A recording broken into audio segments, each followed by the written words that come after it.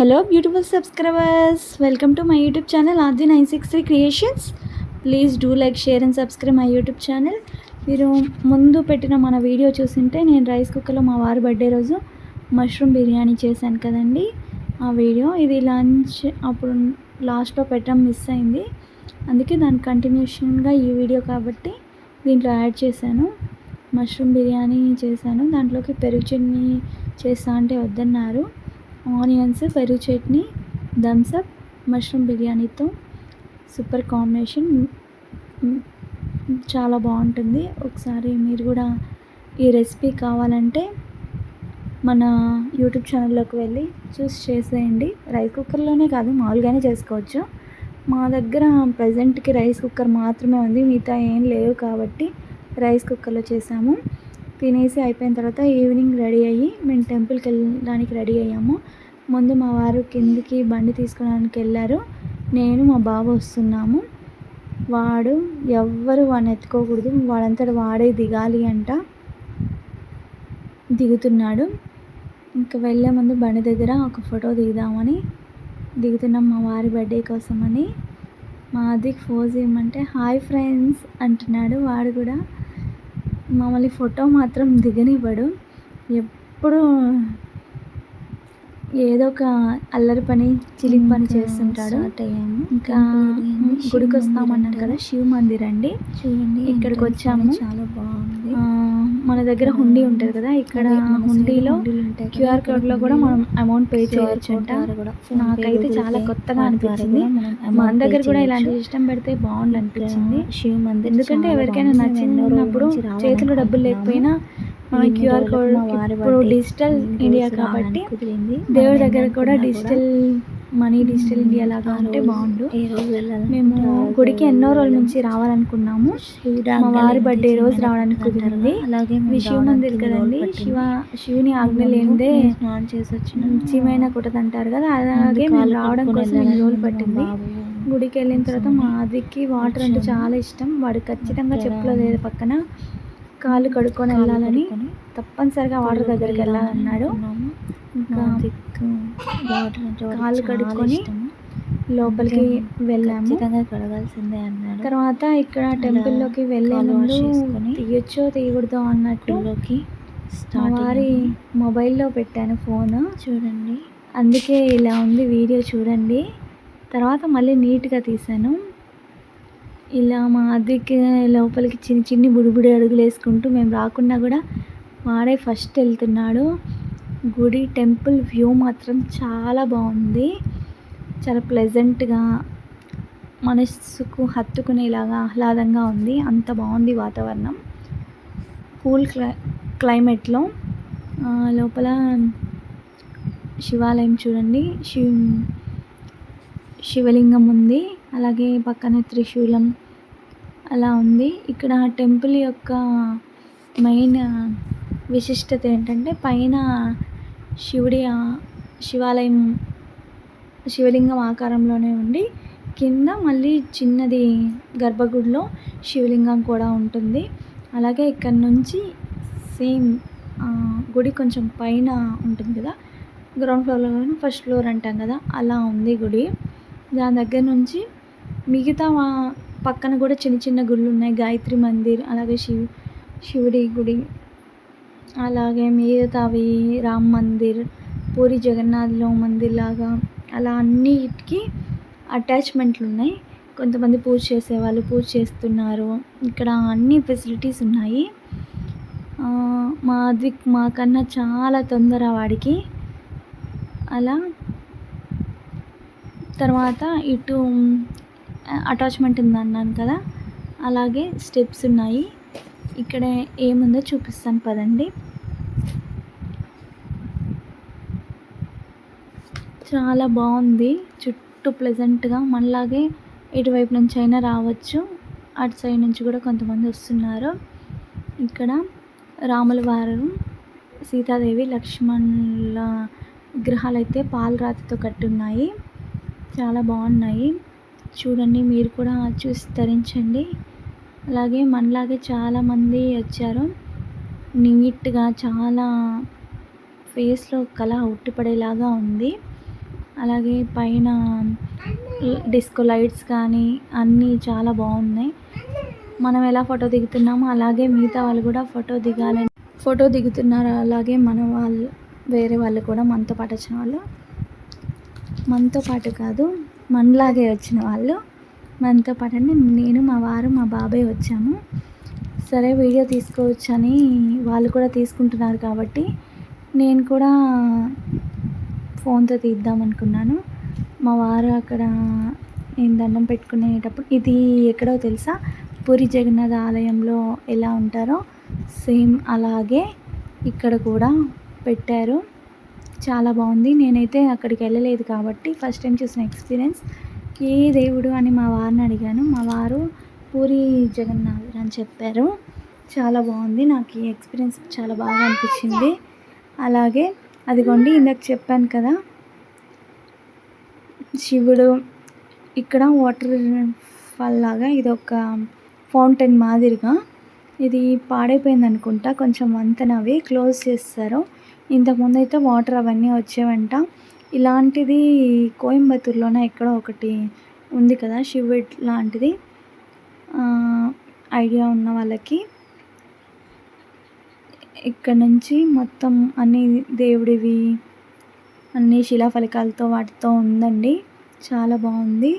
ఇది అక్కడ నుంచి జాయింట్గా అన్ని టెంపుల్స్ కింద నుంచి అయినా వెళ్ళచ్చు, పైనుంచి అయినా జాయింట్గా ఉన్నాయి. ఇది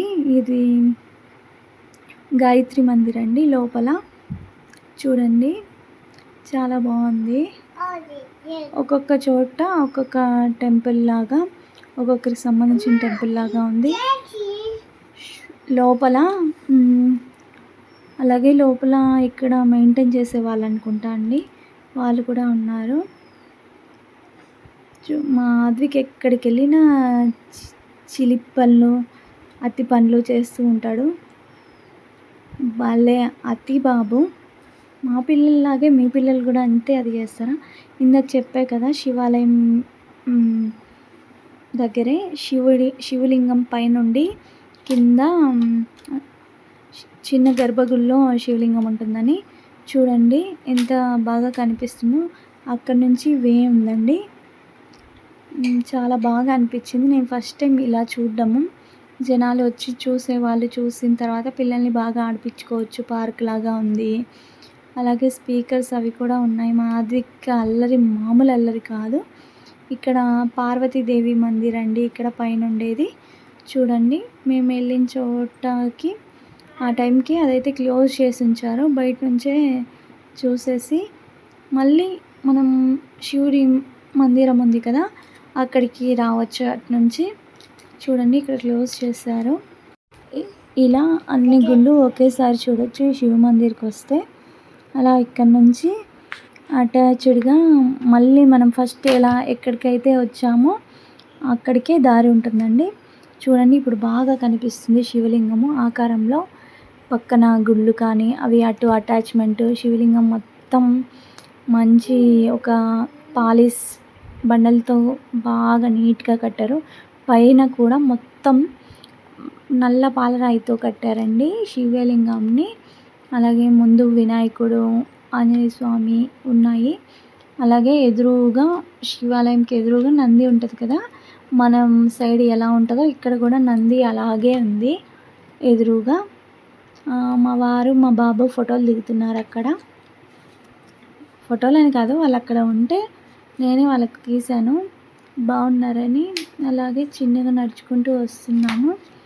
కొద్దిసేపు కూర్చుందాం అనుకున్నాము కానీ అప్పటికే కొంచెం లైట్గా వర్షం పడితే ఇంకా మళ్ళీ వేరే పని ఉంది, కేక్ కటింగ్ పని ఉందని.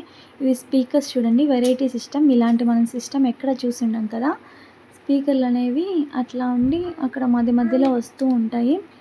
మధ్యలో అక్కడ కూర్చోడానికి ఒకటి చిన్నది పార్క్ లాగా, అంటే దాన్ని ఏమంటారు, గెస్ట్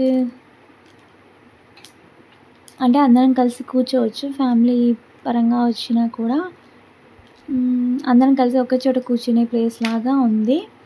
ఇక్కడ ఒక చోట మేము బెంచ్ మీద కూర్చున్నాము. మా మేము అందరం ఫోటోలు దిగుదాం అనుకుంటే ఆదిత్యని ఎంతసేపు రమ్మన్నా రాలేదు. లాస్ట్‌కి ఏమవుతుందంటే వాడి దగ్గరికి మేము వెళ్ళాల్సి వచ్చింది. నేనే జరిగాను అటువైపు. గాలొస్తుంటే హాయ్ చెప్పమంటే హాయ్ మా వారికి అసలే ఫోటోలంటే అంతగా నచ్చదు. వీడియోలు కూడా మొహం దాచుకుంటారు కొంచెం. ఇక్కడికొచ్చాక కొంచెం బెటర్. ఇలా ఫోటో దిగాము. కొంచెం ఫోటోలు దిగుతూ ఉన్నాము. అలాగే మా అద్విక్‌ని ఎంత పిలిచినా రమ్మంటే రానంటే రానంటాడు. ఒక్క ఫోటో కూడా వాడితో దిగలేదు. మేమిద్దరం కొంచెమైనా దిగామేమో కానీ వాడితో దిగడానికి మాత్రం ఎన్ని చుక్కలు చూపించాడో. మా ఆద్విక్ కొంచెం ఎలా అయినా అమ్మమ్మలు, తాతయ్యలు, పిన్నులు గారాబంతో చాలా అతయ్యాడు. నేనైతే కొడతాను కానీ మా ఇంట్లో ఎవ్వరు కొట్టరు వాడిని. నేను ఎక్కడ గారాబం చేస్తానో అని నాకు భయం. గారాబం చేస్తే అస్సలు మాట వినని. ఇంకా గుడి నుంచి వచ్చేసాము. గుడి నుంచి వచ్చేసిన తర్వాత గుడి నుంచి బయటికి రాగానే ఐ లవ్ కహల్గాన్ అనే ఉందండి, అక్కడ ఒక ఫోటో దిగాము. తర్వాత కేక్ కట్ చేయించడం కోసమని, కేక్ తీసుకోవడం కోసమని కేక్ షాప్కి వచ్చాము. ఇక్కడ కేకులు షాప్లో మన దగ్గర ఉన్నట్టు ఒక 10-15 అలా ఉంటాయని నేను ఎక్స్పెక్ట్ చేశాను. కానీ ఇక్కడ మహా అయితే అన్నీ దొరికేవి ఒక 2-3 షాపులు మాత్రమే ఉంటాయేమో. అందులో ఇది కొంచెం బెస్ట్ అని వచ్చాము. తర్వాత మీకు మళ్ళీ చెప్తాను. ఇక్కడ లేని ఐటెం అంటూ ఏం లేదు. రిబ్బన్స్ కానీ బెలూన్స్ కానీ అన్నీ దొరుకుతాయి. బాగున్నాయి కేకులు చూడడానికి కూడా. చాక్లెట్స్ కానీ బెలూన్స్, ఇంకా చాలా జెమ్స్ అలాంటివి. కేక్ కూడా డిఫరెంట్ ఫ్లేవర్స్ ఉన్నాయి. హ్యాపీ బర్త్డే లొకేషన్స్ కానీ గిఫ్ట్వి మనం ఎవరికైనా బర్త్డేకి గిఫ్ట్ చేయడానికి కానీ, అలాగే చాక్లెట్స్ ఉన్నాయి. ఇంకా మ్యాష్మెలోస్, లాలీపాప్స్ కానీ చాలా రకాల లాలీపాప్స్ ఉన్నాయి. అలాగే బర్త్డే క్యాప్స్ ఉన్నాయి. క్యాండిల్స్లో డిఫరెంట్ టైప్స్ ఉన్నాయి. గిఫ్ట్ కార్డ్స్ ఉన్నాయి. అలాగే డిఫరెంట్ కేక్ వెరైటీస్ కూడా ఉన్నాయి. పేస్ట్రీస్ ఉన్నాయి. అన్నీ ఉన్నాయి. అలాగే మేము లాస్ట్కి కేక్ అయితే తీసుకున్నాము. ఇది క్యారమెల్ హనీ కేక్ అంట. ఇలా తీసుకున్నాము. చూడ్డానికి చాలా బాగుంది. తర్వాత దీని టేస్ట్ రివ్యూ నేను మళ్ళీ చెప్తాను. ఇదైతే నాకు 600 grams 500 rupees పడింది. మా వారి బర్త్డే కాబట్టి మా వారికి తెలిసేలాగా ఇక్కడ ఆర్డర్ అంటే నాకు తెలియదు కాబట్టి మా వారితోనే వెళ్ళాలి కాబట్టి నేనే పే చేశాను. అలాగే ఒక డైరీ మిల్క్ చాక్లెట్ తీసుకున్నాం కూడా. మా ఊరు దగ్గర అయితే మేమే వెళ్ళేసి ఆయనకి తెలియకుండా తెచ్చేవాళ్ళం. ఇక్కడ సీక్రెట్లు సర్ప్రైజ్లు ఇవ్వడానికంటూ మనకేం తెలియదు కాబట్టి ఆయన్ని ఖచ్చితంగా తీసుకెళ్ళాలి. అలాగే ఫోమ్వి అన్నీ ఉన్నాయి. ఇంకా ఈ కేక్ మాది ప్యాకింగ్ అయిపోయింది. ఇంకా ప్యాకింగ్ అయిపోయిన తర్వాత తీసుకొని ఇది రూమ్లో కట్ చేయాలా, రెస్టారెంట్లో కట్ చేయాలా అని ఆలోచిస్తున్నాము. ఇంతకీ ఎక్కడ కట్ చేసి ఉంటాము గెస్ చేయగలరా? చెప్పేస్తాను నేనే. అక్కడ కేక్ దాని దగ్గర మా అద్విక్ తాళం పడేశాడు. ఎక్కడ పడేశాడని వెతుక్కుంటున్నాము. అందుకే కొంచెం డిస్టర్బెన్స్. మా అద్విక్ అల్లరి మామూలు అల్లరి కాదు. ఒకటి ఉందంటే ఒకటి పడేస్తూ ఉంటాడు. మా అద్విక్ కొంచెం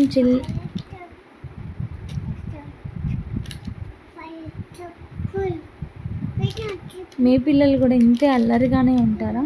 మా వాడు ఒక్కడే ఇలా అల్లరిగా ఉంటారనేది అందరూ అంటారు. అందరికీ రెండో పిల్లలు అల్లరిగా ఉంటారు. కానీ మా ఇంట్లో మాత్రం మా అద్విక్ ఫస్ట్ అబ్బాయి అయినా కూడా ఇంత అల్లరి చేస్తారని మేము అసలు ఎక్స్పెక్ట్ చేయలేదు. చాలా డీసెంట్గా అనుకున్నాను. కానీ మా వాడ దానికి పూర్తి విభిన్నం. మేము ఎంత సైలెంట్గా ఉంటామో మా వాడు దానికి ఫుల్ ఆపోజిట్. మా ఇంట్లో మేము ముగ్గురం ఉన్నా కూడా మా అద్విక్ చేసే అంత అల్లరి మేము అస్సలు ఎప్పుడు చేయలేదు. ఇంకా అది మామూలు అది కాదు. అలాగే ఇంకా కేక్ దగ్గర నుంచి బయటకొచ్చేసాము.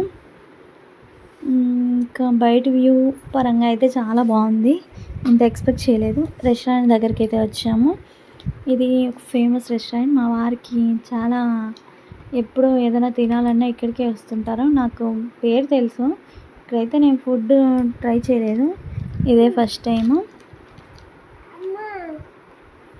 లోపల రెస్టారెంట్ యాంబియన్స్ వైజ్ మాత్రం చాలా బాగుంది.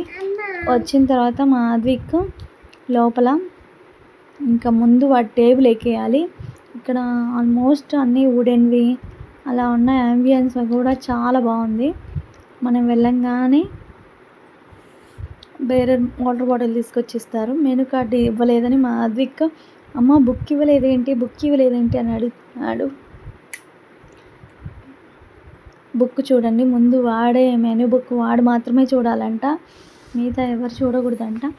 అక్కడ నేను మా వారు సెల్ఫీ దిగుతున్నాము. మా వారు